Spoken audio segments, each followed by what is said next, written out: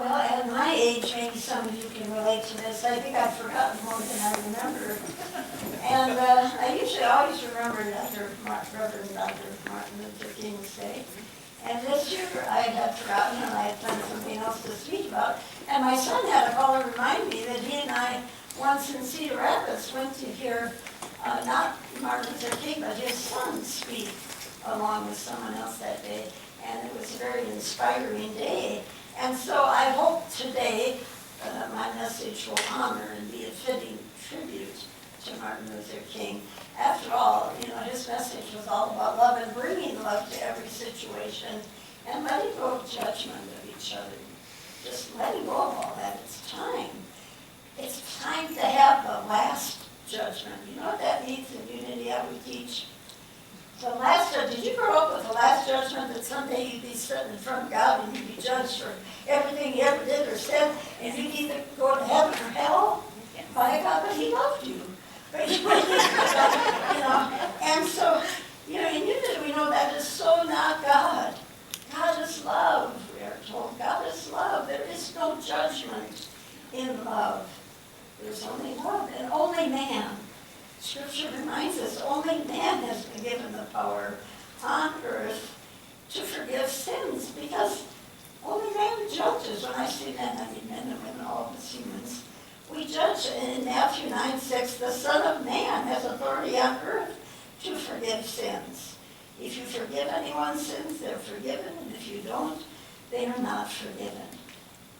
Wow. It goes along with our series on radical forgiveness that we've been talking about this month. Because the main companion to forgiveness is what? Judgment. There'd be no forgiveness if we didn't judge. It began with the fall in consciousness. As the old story goes with Adam and Eve, it was when humankind fell in consciousness and all of a sudden thought they were separate from God. And there was such fear and shame that they had done something wrong to be separate from God, and fear of punishment, and it felt so awful they had to start projecting that on each other. The offspring of Adam and Eve in the story were Cain and Abel. And they started fighting and projecting on each other, and the world has been judging and forgiving and fighting ever since. It's amazing we haven't all killed each other. Metaphysically, the last judgment day is the last day anybody judges. So I'll hopefully have my own last day at some point. I'm not there.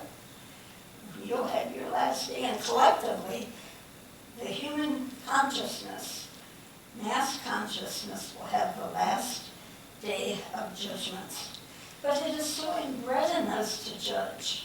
I'm not talking about discernment, and discernment is good. We have to discern, is this a healthy choice or not? But we judge constantly. We wake up in the morning, and I've often said, do you say good morning, God, or do you say good God, it's morning? And then we go to the refrigerator, and I've been told that food is bad and this food is good. And then we start seeing people, and I don't like that person. Look how she's dressed. What is he doing now? And we judge. And we look outside at the weather, and that's bad weather, that's good weather. And then we go to our jobs, so we either like our jobs or we don't, and it goes on and on and on. And you really have to have a sense of humor in this life, don't you? People are too judgmental nowadays. I can tell just by looking at them.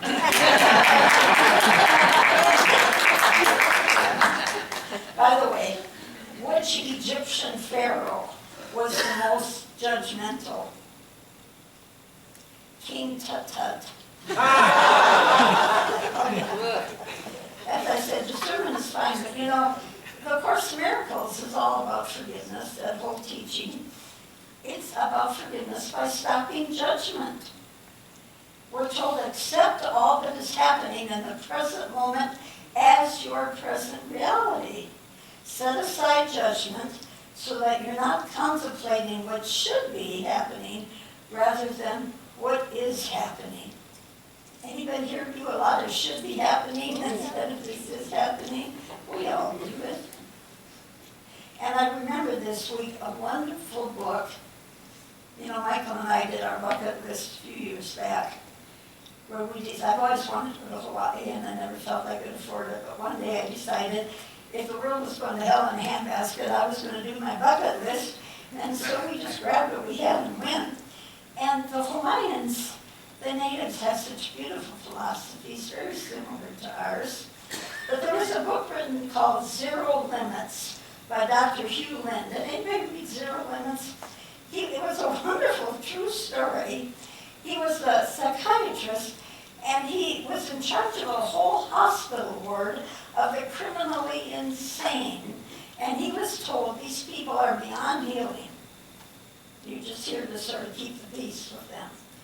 But he decided to take responsibility for the people in this ward. And instead of looking at them and judging them, he just looked at their files.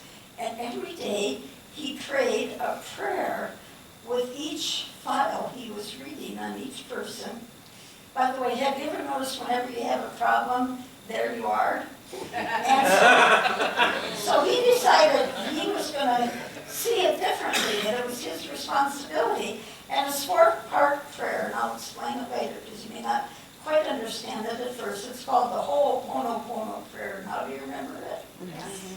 It goes like this: I love you, so sorry, please forgive me, thank you. And by the time he got done, that prayer worked so well. How well did it? It worked so well that every person in that ward was healed, and pretty soon the ward was empty and they had to close it down. Now, how did that work? Well, you know the philosophy is within, so without. As you see it, so it is. And he took responsibility to see it rightly. Just like our prayer practitioners. When they pray for you, they're not there to fix you, they're there to see you rightly, whole and healthy, and wise, taken care of. So there was an online article about Dr. Hugh Lind that I found this week by Mabel Katz. And she said if everyone took 100% responsibility for everything they experience in their life and did not get caught up in blame, what kind of profound shift would the world take? Can you imagine? Can you imagine? Now, my favorite Last Judgement story, I do have a favorite.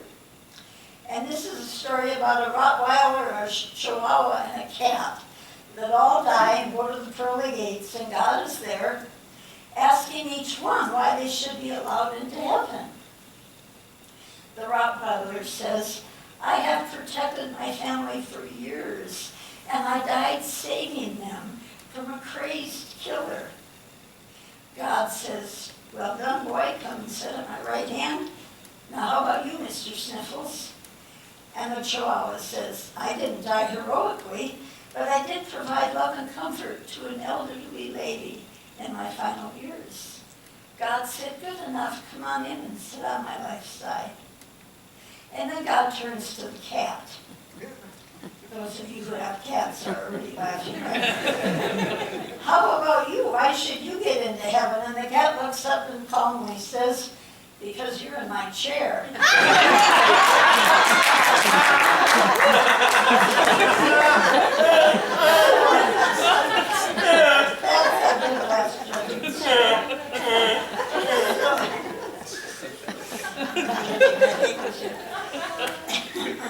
So let's compare Ho'oponopono prayer to the 3 practices of Jesus. Jesus practiced love, he practiced forgiveness, and he practiced gratitude, and those are the components of the prayer. But it doesn't always make sense until I realized this week he was praying to God, you know, first, I love you. So sorry I'm perceiving this wrongly. Forgive me for seeing this through my limited perception. Thank you, I'm grateful. And everyone was healed. You know, they often say when you forgive somebody, you should start loving them. And I don't know about you, but there's some people that are hard to love. But Dr.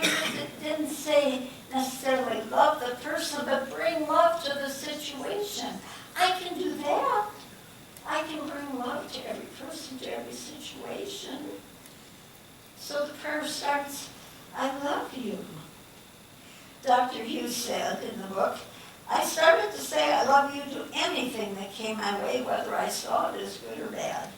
The more I could dissolve the limiting programs in my consciousness, the more I could achieve the state of zero limits and bring peace to the planet through me. Zero limits is when you're in the zone, that higher place where everything's flowing. You are in the zone with gratitude, with love, and it frees. It frees you and everyone around you. So that's the first step. I love you. And the second one is so sorry, and originally the prayer goes, I'm sorry, but you know in unity we don't put our I am with anything we don't want to affirm that we are. I mean, my human self may be a sorry ass, but my I am present, my I am presence is divine. So I never put sorry with that. I say so sorry for perceiving this wrongly. I'm going to change how I see it.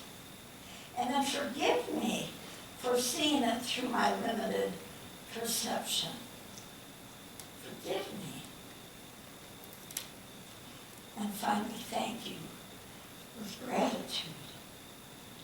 Dr. Hewlin said what blocks our well-being is nothing more than a lack of love. Forgiveness opens the door to allow love back in, and we clear the path for healing.